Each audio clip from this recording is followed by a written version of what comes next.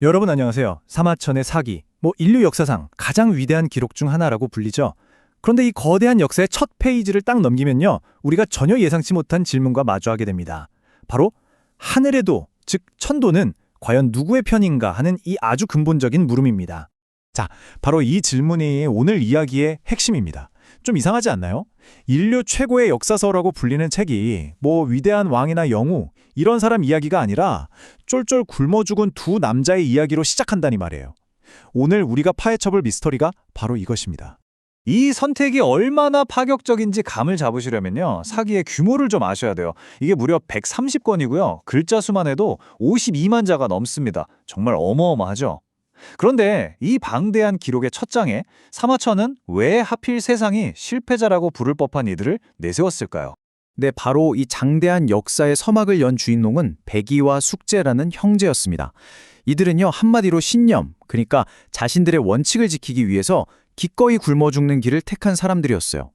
도대체 어떤 신념이 그들을 그런 극단적인 선택으로 이끌었을까요? 이야기는 정말 극적입니다. 이 형제는 폭력으로 세워진 주나라를 도저히 인정할 수가 없었던 거예요.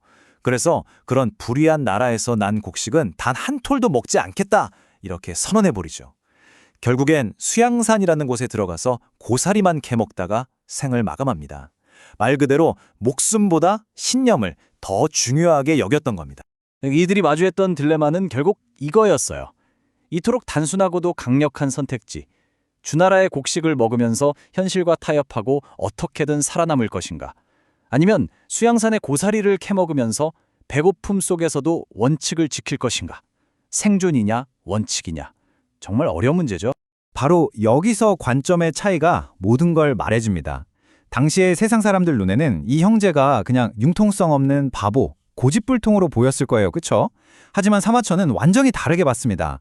그들에게서 진정한 도덕적 영웅을 발견했고 역사의 가장 중요한 첫 페이지에 그들의 이름을 새기기로 결심한 거죠. 아니 근데 사마천은 왜 이렇게까지 세상에 보기엔 실패자인 이들의 이야기에 마음이 끌렸을까요? 그 답을 찾으려면요, 다른 데 볼 필요가 없습니다. 바로 역사, 사마천 그 자신의 고통스러운 삶을 들여다봐야만 해요. 사마천의 삶을 통째로 뒤흔든 결정적인 사건이 있었으니 바로 궁형입니다. 이건 남성으로서 받을 수 있는 가장 끔찍하고 치욕적인 형벌, 바로 거세형이었어요. 전쟁에서 패배한 장군을 변호했다는 이유로 황제의 노여움을 사서 이런 끔찍한 형벌을 받게 된 겁니다. 그의 인생 경로를 보면 이게 딱 보여요. 억울한 장군을 위해 바른 말 한마디 했다가 황제를 경록해 했고 결국 그 끔찍한 형벌을 받았죠. 보통 사람 같았으면 거기서 인생이 끝났을 거예요.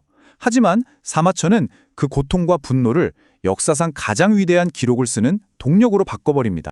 바로 이 지점에서 아주 강력한 연결고리가 생기는 겁니다. 사마천은 백이와 숙제에게서 자기 자신의 모습을 본 거예요.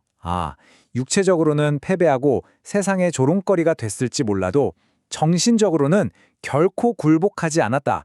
이것이야말로 진정한 승리가 아닌가 하고 깨달은 거죠. 자, 그러니까 사마천의 개인적인 아픔은요, 이제 훨씬 더 큰 질문으로 이어지게 됩니다. 이 세상에 과연 정의라는 게 있긴 한 건가? 하늘의 뜻이라는 건 도대체 뭔가 하는 이런 근본적인 성찰로 나아간 거죠. 착한 사람들은 고통받고 악하고 부패한 자들이 떵떵거리며 사는 걸 보면서 사마천이 평생을 붙들고 씨름했던 질문이 바로 이겁니다. 천도는 과연 선한 사람의 편이 맞는가? 정말 가슴 아픈 질문이죠. 그리고 여기서 사마천은 정말 혁명적인 결론에 도달합니다. 만약에 이 세상의 정의가 제대로 작동하지 않는다면, 그렇다면 붓끝에서 나오는 역사의 정의가 그 역할을 대신해야만 한다. 바로 이거였습니다. 사마천이 내놓은 해법, 그가 생각한 역사의 역할은 바로 이런 거예요. 첫째, 세상은 얼마든지 썩은 사람한테 상을 주고 착한 사람한테 벌을 줄 수 있다. 둘째, 하지만 역사가의 기록은 그걸 똑똑히 남겨서 절대로 잊히지 않게 만든다. 그래서 셋째, 진짜 승리라는 건 결국 자신의 원칙으로 영원히 기억되는 것이다. 세상의 법정은 졌을지 몰라도 역사의 법정에서는 이긴다는 것. 자, 그런데 이게 2000년도 더 된 옛날 이야기잖아요. 이게 지금을 사는 우리랑 도대체 무슨 상관이 있을까요? 사실 이게 정말 중요합니다. 왜냐하면 우리도 매일 우리만의 수양산 앞에서 선택을 강요받고 있거든요. 이 고대의 딜레마를 현대로 한번 가져와 볼까요? 우리가 매일 하는 선택들이 사실은 이거랑 똑같아요. 남들 다 올라타는 저 타협의 버스에 그냥 편하게 몸을 실을 것인가? 아니면 좀 배고프고 외롭더라도 나만의 고귀한 허기를 견뎌내며 내 길을 갈 것인가? 그리고 이게 놀랍게도요. 그냥 무슨 뜬구름 잡는 도덕 얘기가 아니에요. 요즘 가장 똑똑한 경영 전략의 핵심과도 정확히 맞아떨어집니다. 여러분, ESG 투자 같은 거 들어보셨죠? 당장의 이익을 좀 포기하더라도 장기적인 신뢰와 진정성을 지키는 것. 이게 바로 평판자본이라는 가장 강력한 자산을 쌓는 길이라는 걸 이제는 모두가 아는 거죠. 결국 시장도 역사처럼 원칙을 지키는 사람에게 결국엔 보상한다는 겁니다.